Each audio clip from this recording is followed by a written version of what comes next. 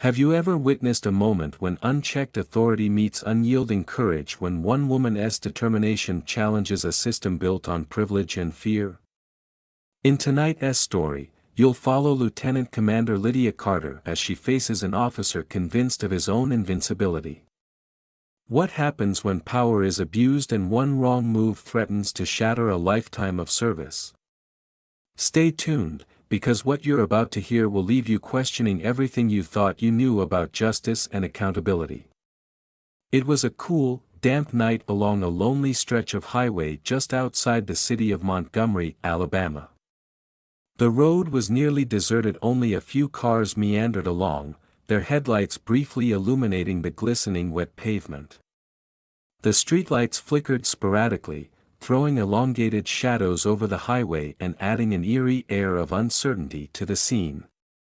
Lieutenant Commander Lydia Carter, dressed casually in a dark sweater and jeans, her hair neatly pulled back, had been driving for nearly 2 hours.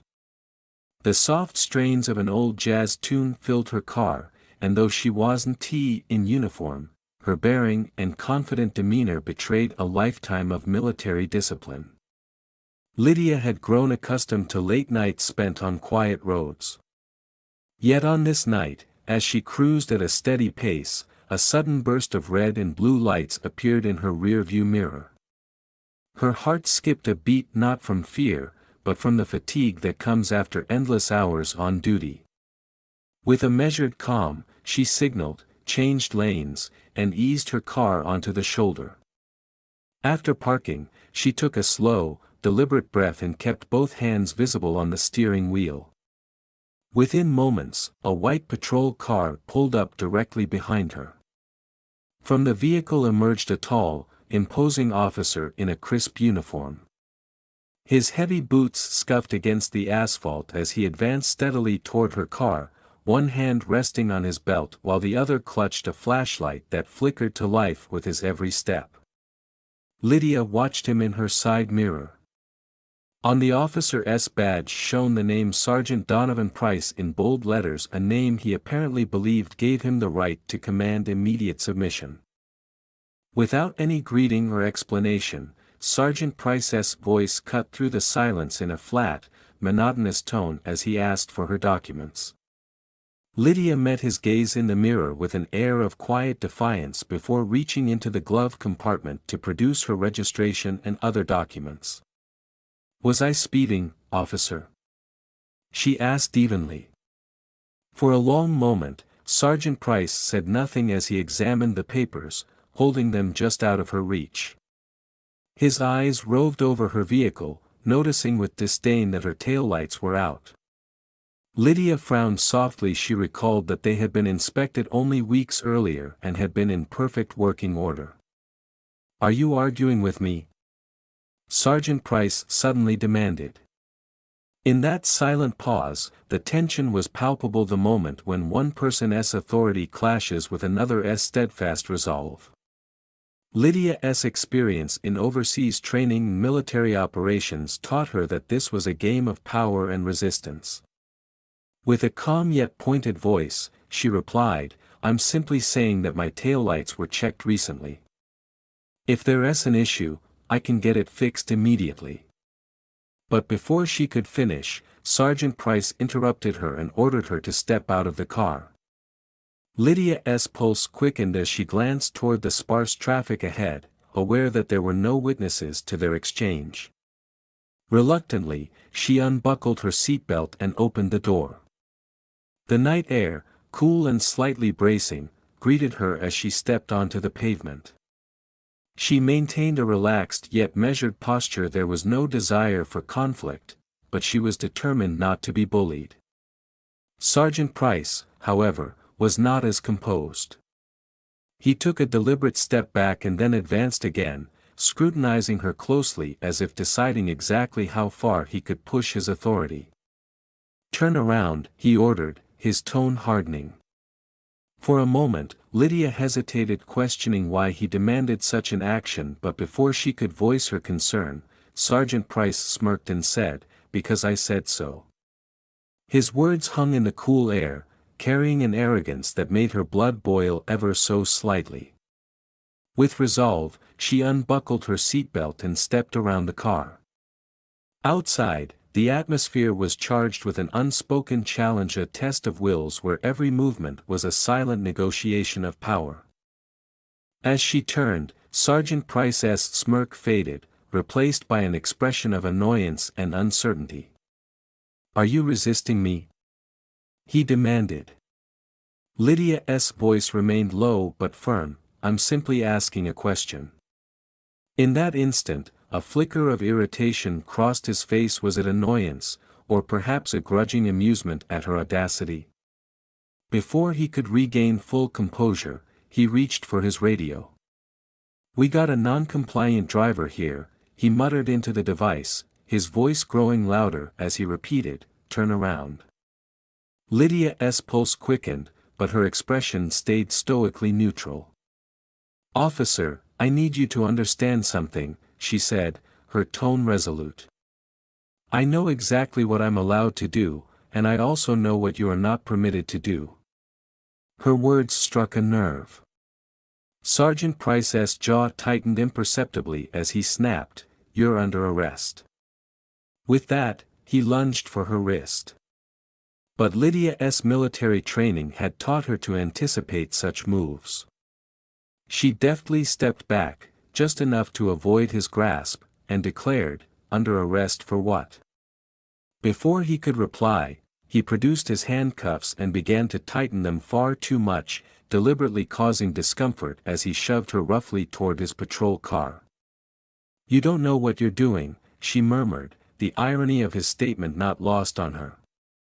A bitter chuckle escaped him as he shoved her further into the back seat of the patrol car. "Lady, I know exactly what I'm doing," Sergeant Price retorted. His words were laced with condescension, as the hard plastic seat dug uncomfortably into her back.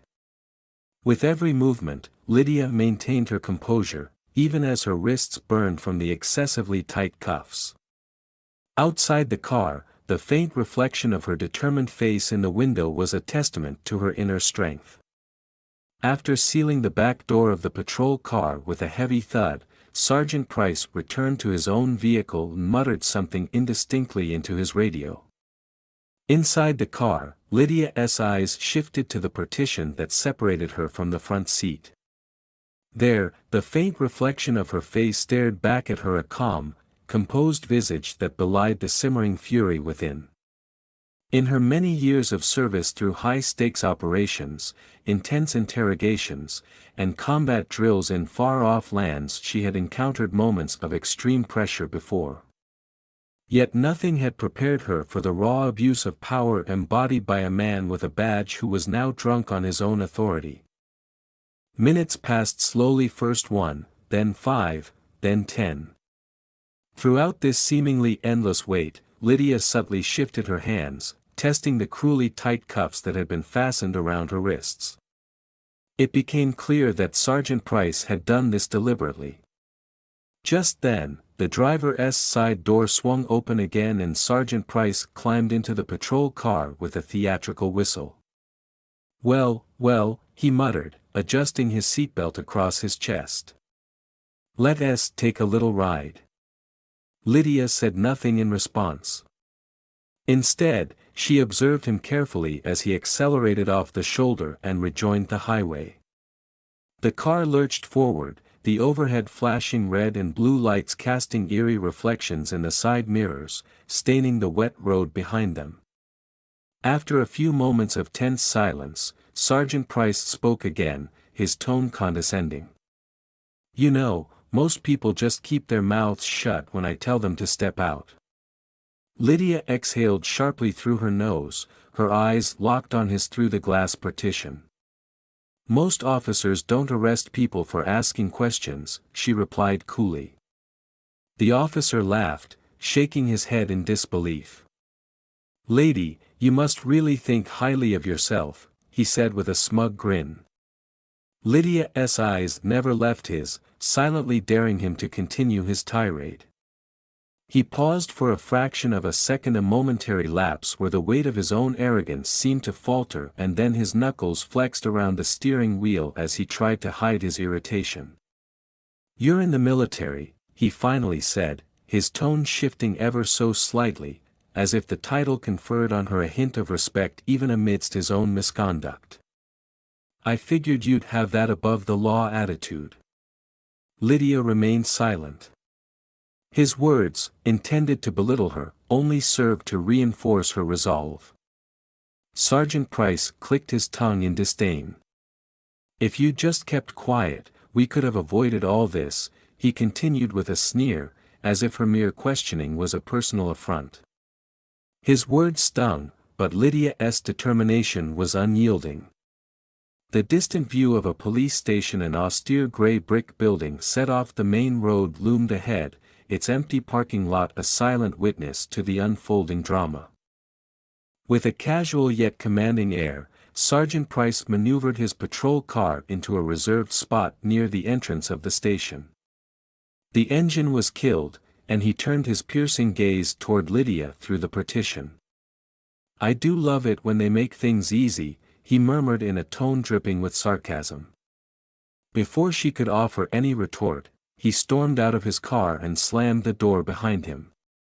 In one swift motion, Lydia's own door swung open and she was ordered to follow him inside.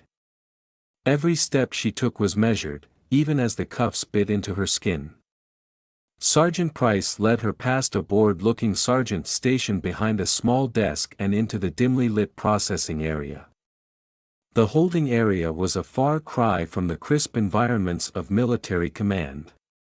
The stale smell of old coffee and sweat permeated the space, and a solitary metal bench lined the far wall beside a heavy steel door that led to the cells. In a perfunctory manner, Sergeant Price removed her cuffs just long enough to usher her through the booking process. Fingers were inked for fingerprints, a mug shot was taken, and every mundane detail of the routine was carried out with mechanical indifference. The officers behind the desk barely spared her a glance, treating her as just another case in an endless stream of paperwork. Lydia knew too well that it was this kind of indifference that allowed crooked officers to thrive unchecked. Once the booking was complete, Sergeant Price grabbed her wrist again as he led her down the narrow corridor toward one of the holding cells. "You think you're clever, don't you?" he muttered under his breath. Lydia's eyes flashed sideways, and she replied coolly, "I don't need to be clever to know my rights." His grip tightened in response, a silent acknowledgement that her defiance had unsettled him. As they reached the cell, the heavy metal bars slid shut with a resonant clang, effectively separating them. Standing just outside, Sergeant Price tapped the cold bars with his fingers in a mocking gesture before strutting away. The lock clicked into place, sealing Lydia inside the cramped cell with nothing but a single flickering overhead light and the lingering odor of disinfectant and old sweat. Inside the cell, Lydia took a slow, deep breath and sank onto the cold metal bench. Though the conditions were far from comfortable, she had survived far worse in the field.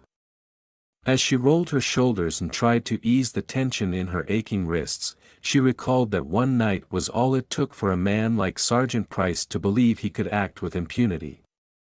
Yet tonight, as she sat alone in that small space, she felt not just anger, but a steely determination to see that justice would prevail. Every nerve in her body reminded her of the countless men and women who had suffered at the hands of unchecked authority, and tonight, it was her turn to fight back. The silence in the holding area was broken only by the murmur of paperwork from the front desk and the occasional clatter of a coffee cup in the background. Lydia's mind drifted briefly to the training and discipline instilled in her during years of service. She knew that control over one's breathing and mind was the first step to regaining any measure of power. As she sat there, her thoughts were interrupted by the sound of heavy footsteps. Without even turning her head, she recognized the familiar cadence of Sergeant Price's stride. His presence filled the narrow corridor as he reappeared, his arms crossed and a scowl etched deeply across his face. "You know," he began in a tone that tried desperately to sound condescending, "if you had just cooperated, you wouldn't be in here right now." Lydia's eyes narrowed imperceptibly as she listened. "I don't have to do anything I don't agree with," she replied coolly. The words hung in the air like a challenge. For a long moment, neither spoke, the tension between them thick enough to cut through.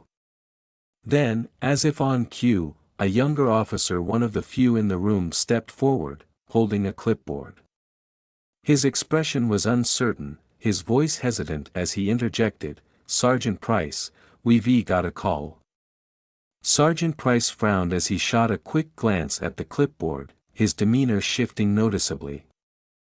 The younger officer's tone became more urgent, and Lydia caught snippets of conversation words like lawyer, higher command, and review. It seemed that someone had raised questions about the legitimacy of the arrest. For a moment, the atmosphere in the holding area shifted, as if the tides were beginning to turn. Sergeant Price's face darkened, his earlier smugness was now replaced by a glimmer of uncertainty. "What did you do?" he demanded in a hushed yet intense tone. Lydia remained seated, her eyes fixed on a spot on the cold floor. "I did nothing but ask a question," she murmured. Yet as she spoke, it was clear that her actions had not gone unnoticed. The news of her arrest, now accompanied by troubling details from internal records and body cam footage, had begun to spread. Whispers in the corridors hinted at a pattern: a disproportionate number of traffic stops targeting black drivers in the district, a statistic that cut to the heart of systemic abuse. In the courtroom the following morning, beams of early light streamed through narrow windows onto polished floors. The atmosphere inside was crisp and cool, the chill seeping into the bones of every person present. Lydia now stood near the defendant's table, her posture relaxed yet her eyes sharp with determination. Gone were the handcuffs and the drab orange jumpsuit. Instead, she wore a well-tailored navy blazer and a simple blouse, exuding an undeniable presence that commanded attention.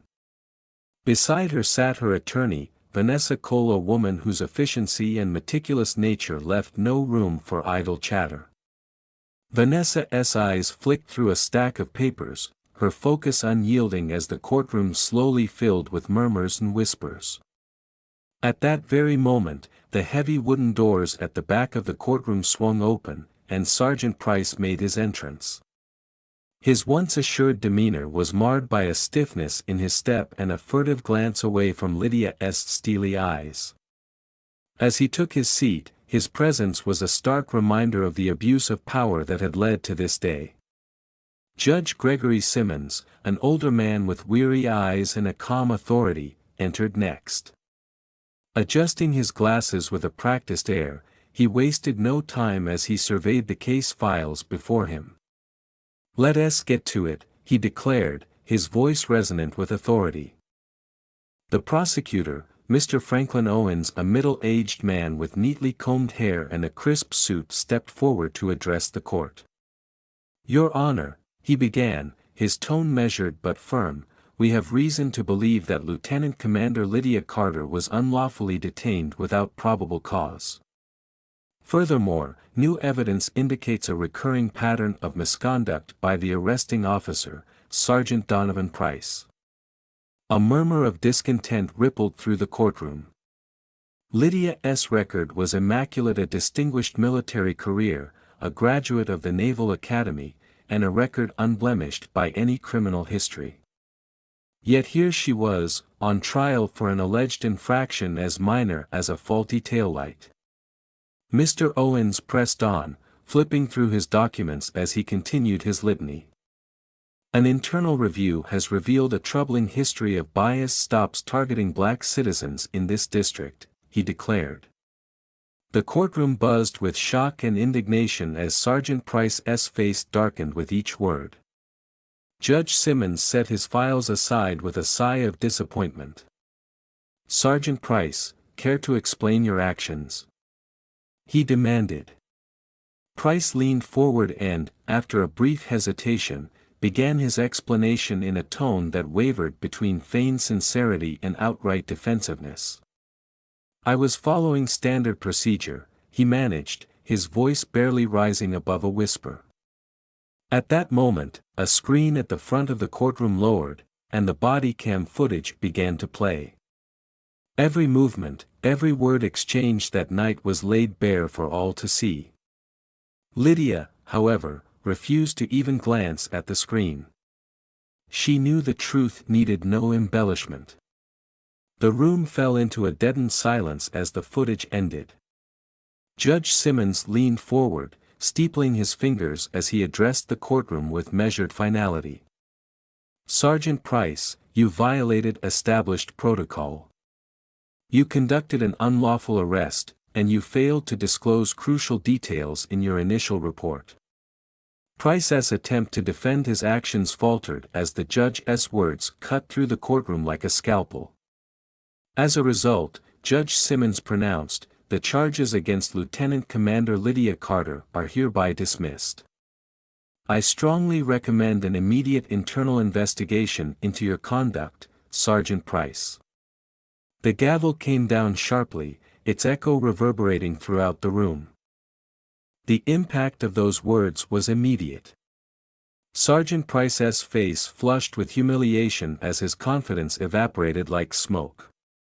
For the first time in his career, he found himself facing the consequences of his actions. Outside the courtroom, in a quiet cafe across town, Lydia sat stirring a cup of coffee with a sense of calm determination. News of her case had already made headlines, and the viral footage had sparked outrage across the nation. Though the trial was over, she knew that this was not the end. She had challenged a system that had long favored those in power. A message from her attorney popped up on her phone: "Sergeant Price has been suspended and may face further charges." Lydia allowed herself a small, satisfied smile as she sipped her coffee.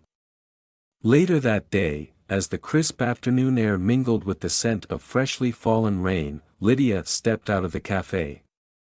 The weight of the previous 24 hours should have felt crushing, but instead it seemed to lift her spirit. With her head held high and her steps resolute, she strolled down the busy street, absorbing the vibrant energy of the city.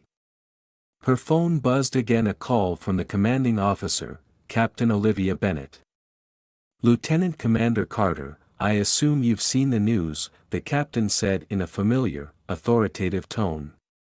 After a brief silence, Lydia responded, "Yes, I have. I feel like I did exactly what I was supposed to do."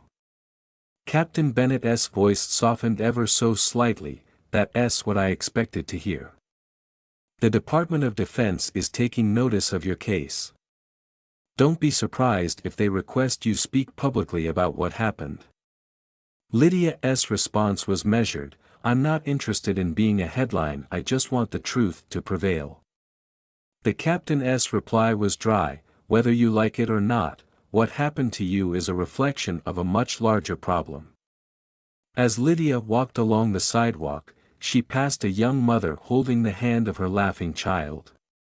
In that moment, Lydia's thoughts turned to the next generation, the young boys and girls who deserved a future free from the abuses of unchecked power.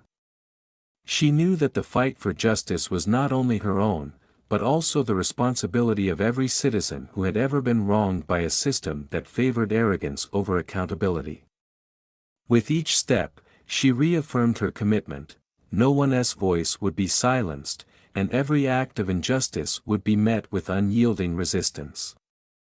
Her determination was soon reinforced when Captain Bennett added one final note. "There might be a call from the mayor's office soon regarding recognition for your actions." Lydia raised an eyebrow, a wry smile crossing her face as she replied, "Recognition for handling a situation that should never have happened? Now that's ironic." Captain Bennett chuckled lightly over the phone, and Lydia, after a moment of thoughtful silence, simply stated, "I'll think about it." With that, she tucked her phone away and continued her walk, the city's energy mingling with her sense of purpose. Every step she took was a reminder of the countless lives impacted by such abuse of authority, a reminder that power unchecked is power abused. And as Lydia gazed upward at the bustling sky, she couldn't help but feel a spark of hope. She had not only defended her own honor, but she had also exposed a system that had long been taken for granted. Her stand was not an isolated incident but a call to arms for all those who had ever felt marginalized or silenced. Before the day drew to a close, Lydia paused under a streetlight, watching the steady flow of traffic and the silhouettes of passers-by. In that quiet moment, she reflected on everything that had transpired: a night of intimidation, a courtroom drama of epic proportions, and a day that had begun to shift the balance of power. She knew that her story was not just about one wrongful arrest, but about a larger movement demanding accountability from those who wielded authority without consequence. As the evening settled in and the city lights began to glow, Lydia Carter's resolve remained as firm as ever. She had taken a stand against a system that had allowed men like Sergeant Donovan Price to operate without fear of repercussion. And though the battle was far from over, her victory today was a symbol that the fight for justice was alive and well. Her journey, marked by determination, resilience, and an unwavering sense of duty, would inspire countless others to stand up and demand change. As the echoes of today's battle against injustice fade into the background, take a moment to reflect on the story you've just witnessed, a story that is more than a singular event, but rather a resounding call for change. Imagine standing at the crossroads where power and oppression collide, where every heartbeat is a reminder of those who have dared to challenge a system that seems unassailable. In this narrative, we saw how one person's steadfast courage can set in motion a ripple effect, shaking the very foundations of a system built on unchecked authority. Think about the long, relentless nights filled with quiet determination, where every step taken against injustice, no matter how small, is a stand against a culture of silence and acceptance. This isn't just a tale of one wrongful arrest or one officer losing his grip on power. It's a reflection of a larger, pervasive struggle, a struggle where the voices of the marginalized find strength in unity and resilience. It's a reminder that the fight for justice is never an isolated incident.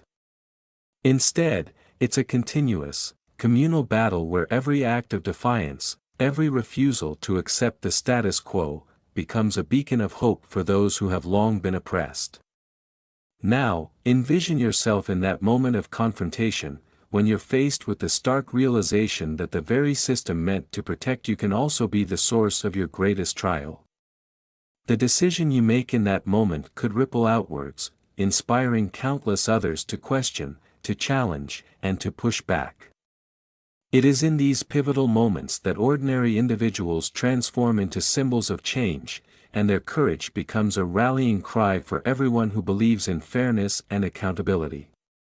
We invite you to look inward and consider the power that lies within each of us.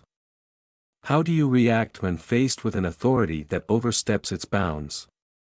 What does it mean to stand firm when every instinct tells you to simply follow along? In a world where corruption and abuse of power might seem like distant, unchangeable forces, your voice and your actions can ignite a spark of transformation. You have the power to become part of a larger movement, one where every challenge, every courageous act, and every defiant stand adds to a collective force determined to reshape our society. So, as you sit with these thoughts, let your heart and mind wander to your own experiences. Have you ever faced a situation where the system felt untouchable, and yet you found the strength to challenge it? Did you rise above the fear and the pressure, even when the odds seemed insurmountable? Your story matters, and it could be the inspiration someone else desperately needs to hear. What would you do if you faced an untouchable system? Tell us your story of standing up to injustice in the comments below. We want to hear about the moments when you took a stand, defied the odds, and became a catalyst for change. Your voice could be the spark that lights the fire of revolution in someone else's heart. Let us build a community where every tale of resilience strengthens our resolve and every shared experience paves the way for a fairer, more just future.